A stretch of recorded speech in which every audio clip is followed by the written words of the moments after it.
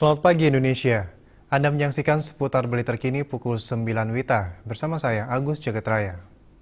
Ketimpangan pembangunan antara Bali Selatan dengan Bali Utara, Barat, dan Timur merupakan implikasi dari kebijakan awal program pembangunan jangka panjang daerah yang ditetapkan puluhan tahun lalu yang meletakkan wilayah Bali Selatan sebagai daerah pariwisata.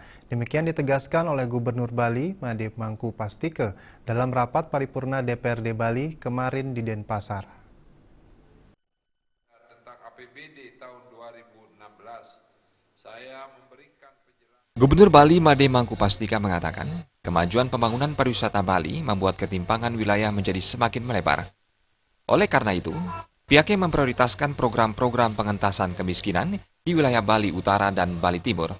Sebagai contoh, program Bedah Rumah di Buleleng sampai saat ini sudah direalisasikan 3.075 unit atau 33%. Di Karangasem terrealisasi 1.504 unit atau 17% dari 9.341 unit bedah rumah yang sudah dikerjakan di seluruh Bali sejak tahun 2009. Tetapi upaya tersebut menurut Ketua Fraksi PDIP DPRD Provinsi Bali, Nyoman Parta, belum berhasil secara cepat untuk mengentaskan masalah kemiskinan di Bali Utara dan Bali Timur. Program-program itu belum menjawab, sudah dilakukan, tetapi belum menjawab secara cepat problem ketimpangan antar wilayah, problem kemiskinan yang ada di Bali. Itu